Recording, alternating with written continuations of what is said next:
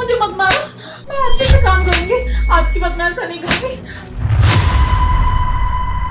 मुझे माफ कर दो, मैं आज के बाद ऐसा कुछ नहीं करूंगी। मेरे बहुत दर्द हो रहा है देवरानी जी, प्लीज। जब मैंने तुझे बोला था कि मेरा काम टाइम पे कर लिया कर, तब तेरी बात समझ में नहीं आई। अब आ रहा है ना मजा।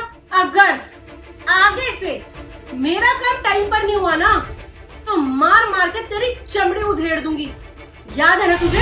अब महारानियों की तरह बैठी क्यों है? चल खड़ी हो, चाय बना मेरे लिए। मार मार के पसीना आ गया है।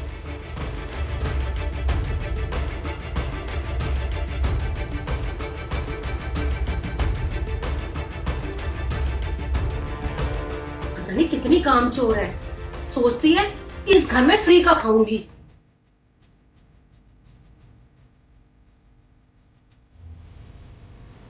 हेलो,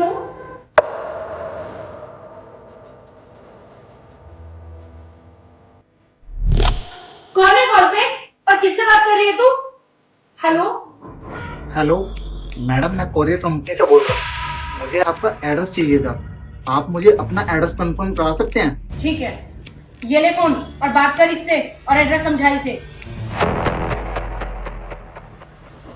हेलो, देखिए मैडम, आपको बिल्कुल भी घबराने की जरूरत नहीं है। मैं आपसे जो भी सवाल पूछूं ना, आप उसका हाँ या ना में जवाब दीजिएगा। ठीक है। आपकी देवरानी आपको मारती पीटती या आपको टॉर्चर करती है क्या?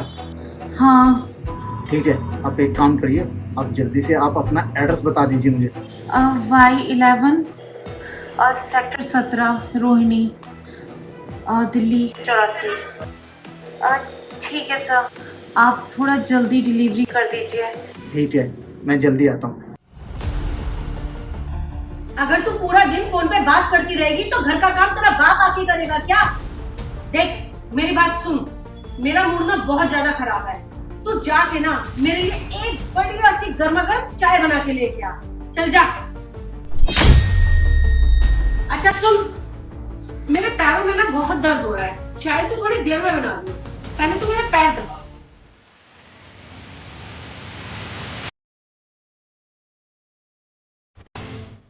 अच्छे से दबा, हाथों में जान नहीं है क्या? वो ना, आज मेरी तबीयत खराब थी और आपको तो पता है कि मैं हार्ट पेशेंट हूँ और मेरी ना थोड़ी सी दवाइयाँ आएंगी और डॉक्टर ने बोला कि अगर मैं दवाई नहीं खाऊंगी तो तबीयत मेरी ज़्यादा बिगड़ जाएगी। अगर आप थोड़े से पैसे दे देते तो मैं अपनी जाकर दवाइयाँ ले आती। देख मेरी बात सुन, तू कल की मरती ना आज पड़ जाए। और वैसे भी अच्छा ही होगा कि हमारी फैमिली का एक बेकार सा सदस्य कम हो गया। और वैसे भी तू करती क्या है? खाती है और पड़ी रहती है। मेरी बात ध्यान से सुन, अब हमारे पास और पैसे नहीं है कि मैं बार बार तुझे पैसे देके तेरा इलाज कराती रहूं। हमारे घर में ना आमदनी के नाम पे सिर्फ किराया आता है और किराए से ना इतने खर्चे मैं पूरे नहीं कर सकती हूँ। कभी तुझे दवाई के नाम पे चाहिए तो कभी तुझे दर्द हो जाता है। मेरे पास ना अब तेरे लिए एक फूटी कौड़ी भी नहीं है। अगर तुझे अपने इलाज के लिए या XYZ किसी भी चीज के लिए और पैसे चाहिए ना, तो अपने पति को कॉल कर, वो कराएगा तेरा इलाज और वो करेगा तेरे खर्चों की भरपाई। अब मेरे पास ना इतने भी पैसे नहीं बचे कि मैं बाहर जाके अपने शौक पूरे कर सकूं। अब जो थोड़े बहुत पैसे पड़े हैं ना मेरे पास, वो सिर्फ मेरी किटी पार्टी के लिए पड़े हैं। किटी पार्टी में जाऊंगी अब मैं। तू मर चाहे तड़प, मुझे तेरी परवाह नहीं है। और देखो देवरानी जी, आपको तो पता है मेरे पति यहाँ नहीं रहते, वो बहुत दूर जॉब करते हैं और इस घर में आपके अलावा मेरा है ही कौन। मैं आपसे पैसे नहीं मांगूंगी तो किससे मांगूंगी? और अब मेरे पास और पैसे हैं भी नहीं। हाँ, प्लीज़ प्लीज़ आप मुझे थोड़े से पैसे दे दीजिए। मुझे ना दवाइयों की बहुत ज़्यादा ज़रूरत है। थोड़े दिन से ना मुझे बहुत प्रॉब्लम हो रही है। देख मेरे पास ना फालतू के पैसे नहीं है जो मैं तेरे ऊपर उड़ाऊं। और वैसे भी पैसे पेड़ पे थोड़ी ना उगते हैं जो मैं तेरी फालतू की दवाइयों पे खर्च करती रहूं। और वैसे भी तुझे जीने का हक ही क्या है? तू जी क्यों रही है? किसी काम की नहीं है तू ना एक काम कर, तू ना इस घर से बाहर निकल और जाके कहीं मर जा। तेरा पति मुसीबत के नाम पे तुझे मेरी जान पे छोड़ के चला गया कि तेरा खर्चा भी उठाऊं, तेरी दवाइयों का खर्चा भी उठाऊं। आए दिन तुझे ना जाने कभी कहीं दर्द होता रहता है। भाई ये जोड़े हाथ मुझसे नहीं होगा। अरे यार तू कैसी औरत है? इतना सब कुछ सुनने के बाद तू यही बैठी है और मेरी बातें सुन रही है। इतने में तो ना इंसान को चुल्लू भर पानी में डूब के मर जाना चाहिए। इतना सब कुछ अगर किसी ने मुझे सुनाया होता ना, तो अब तक ना मैं बाहर जाके मर चुकी होती। अरे ना तो तेरे साथ तेरा पति है और ना ही तेरा शरीर। देखिए देवरानी जी, अगर मुझे कोई दिक्कत होगी तो मैं आपको ही तो बोलूंगी। मुझे थोड़े दिन से बहुत प्रॉब्लम हो रही है, प्लीज दवाइयों के लिए कुछ पैसे दे दीजिए।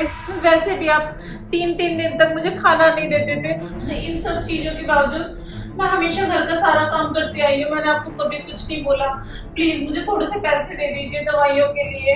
अच्छा, 3-3 दिन तक तुझे मैं खाना नहीं देती हूँ, भूखा रखती हूँ। एक बात कान खोलकर सुन ले तू मेरी, तू ना खाना खाना डिजर्व भी नहीं करती। तू है इस लायक कि तू भूखी रहे। और एक बात सुन, अभी की मार तू भूल गई है, तभी तेरी जबान कैंची की तरह चल रही है। लगता है तुझे फिर मार लगानी पड़ेगी, तब जाके तेरी अकल ठिकाने पर आएगी। चल मेरे साथ, चल चल देवरानी जी, चल अंदर। तुझे तो मैं आज ऐसी मार लगाऊंगी ना कि तू अगले 7 जन्मों तक याद रखेगी। ठीक है मैडम। सर आप यहाँ कैसे? तुमने जिठानी जी आपने बुलाया क्या इन्हें?